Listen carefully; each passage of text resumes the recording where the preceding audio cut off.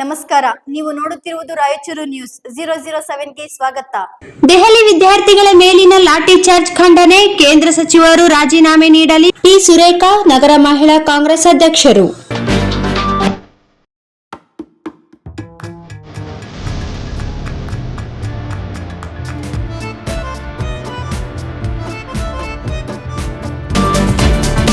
Neat ಪರೀಕ್ಷೆ ಅಕ್ರಮ ಹಾಗೂ ಶಿಕ್ಷಣ ವ್ಯವಸ್ಥೆಯಲ್ಲಿನ ಅವ್ಯವಸ್ಥೆಗಳನ್ನು ಖಂಡಿಸಿ ದೆಹಲಿಯ ಜಂತರ್ ಮಂತರ್ನಲ್ಲಿ ನಡೆದ ಸಂಸತ್ ಚಲೋ ಪ್ರತಿಭಟನೆಯ ವೇಳೆ ವಿದ್ಯಾರ್ಥಿಗಳ ಮೇಲೆ ನಡೆದಿರುವ ಪೊಲೀಸ್ ಲಾಠಿ ಚಾರ್ಜ್ ಪ್ರಜಾಪ್ರಭುತ್ವದ ಮೌಲ್ಯಗಳಿಗೆ ವಿರುದ್ಧವಾಗಿದೆ ಎಂದು ಟಿ. ಸುರೇಖಾ, ನಗರ ಮಹಿಳಾ ಕಾಂಗ್ರೆಸ್ ಅಧ್ಯಕ್ಷರು ಖಂಡಿಸಿದ್ದಾರೆ.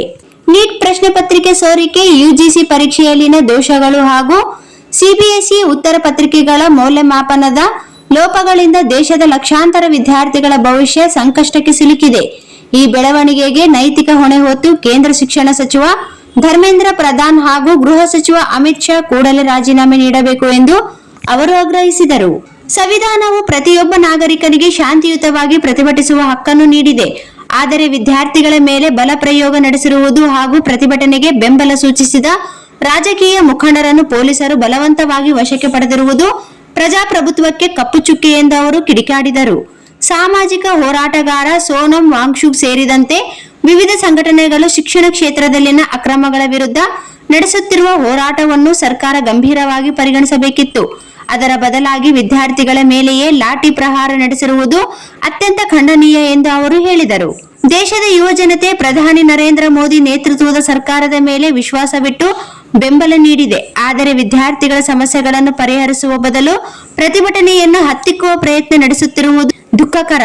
ಗಾಯಗೊಂಡ ವಿದ್ಯಾರ್ಥಿಗಳಿಗೆ ನ್ಯಾಯ ಒದಗಿಸಿ ನೀಟ್ ಸೇರಿದಂತೆ ಶಿಕ್ಷಣ ಕ್ಷೇತ್ರದಲ್ಲಿನ ಎಲ್ಲಾ ಅಕ್ರಮಗಳ ಬಗ್ಗೆ ಪಾರದರ್ಶಕ ತನಿಖೆ ನಡೆಸಿ ತಪ್ಪಿತಸ್ಥರ ವಿರುದ್ಧ ಕಠಿಣ ಕ್ರಮ ಕೈಗೊಳ್ಳಬೇಕು ಎಂದು ಟಿ. ಸುರೇಖಾ, ನಗರ ಮಹಿಳಾ ಕಾಂಗ್ರೆಸ್ ಅಧ್ಯಕ್ಷರು ಖಂಡಿಸಿದ್ದಾರೆ. ವಿದ್ಯಾರ್ಥಿಗಳ ಭವಿಷ್ಯವನ್ನು ರಕ್ಷಿಸುವ ನಿಟ್ಟಿನಲ್ಲಿ ಕೇಂದ್ರ ಸರ್ಕಾರ ಕೂಡಲೇ ಸೂಕ್ತ ಕ್ರಮ ಕೈಗೊಂಡು ದೇಶದ ಯುವ ಜನತೆಗೆ ಸ್ಪಷ್ಟ ಉತ್ತರ ನೀಡಬೇಕು ಹಾಗೂ ನಡೆದ ಘಟನೆಗೆ ಕ್ಷಮೆ ಯಾಚಿಸಬೇಕು ಎಂದು ಅವರು ಆಗ್ರಹಿಸಿದರು.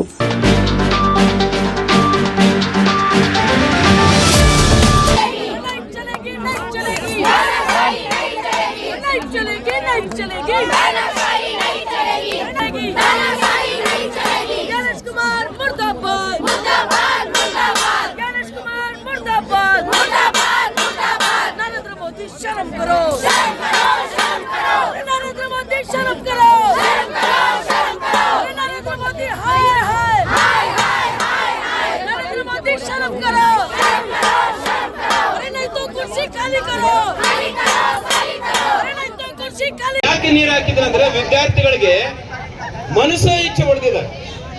ಅವ್ರು ಕೇಳಿದ್ದೇನು, ಅವ್ರು ಕಲ್ಲು ಬೀಸಲಿಲ್ಲ, ಅವ್ರು ಕಲ್ಲು ಹೊಡಿಬೇಕಂತಾನೆ ಲಾರಿನಲ್ಲಿ ಕಲ್ಲು ತಂದು ನಿಲ್ಲಿಸಿದ್ರು. ಅಂದ್ರೆ ಅವ್ರು ಕಲ್ಲು ಹೊಡೆದ್ರೆ ಮತ್ತೊಂದಿಷ್ಟು ಹೊಡಿಬೇಕಂತ ಅವ್ರು ಕಲ್ಲನ್ನು ಮುಟ್ಲಿಲ್ಲ.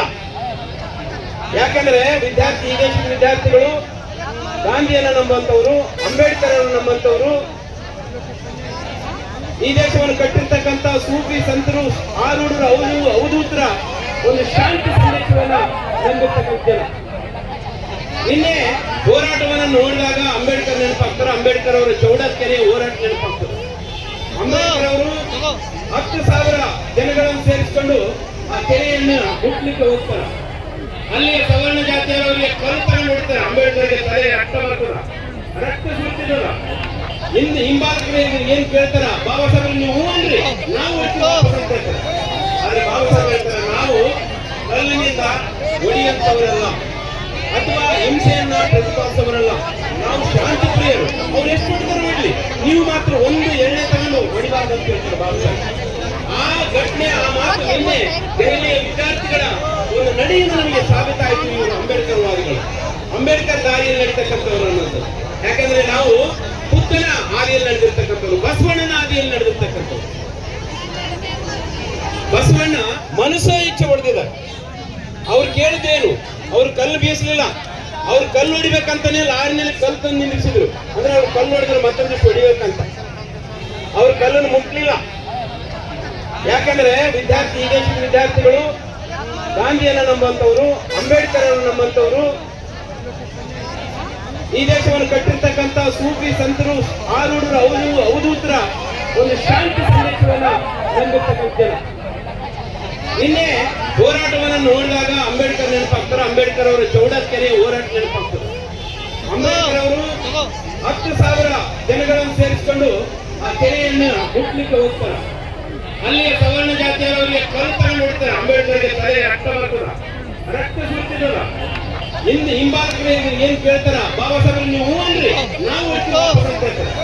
ಆದ್ರೆ ಬಾಬಾ ಸಾಹೇಬ್ ಹೇಳ್ತಾರೆ, ನಾವು ಕಲ್ಲಿನಿಂದ ಹೊಡೆಯುವಂತವರಲ್ಲ ಅಥವಾ ಹಿಂಸೆಯನ್ನ ಪ್ರತಿಪಾದಿಸವರಲ್ಲ, ನಾವು ಶಾಂತಿ ಪ್ರಿಯರು. ಅವ್ರು ಎಷ್ಟು ಹೊಡಿತಾರೆ ಮಾಡಲಿ, ನೀವು ಮಾತ್ರ ಒಂದು ಎಣ್ಣೆ ತಗೊಂಡು ಹೊಡಿಬಾರ್ದು ಅಂತ ಹೇಳ್ತಾರೆ ಬಾಬಾ ಸಾಹೇಬ್.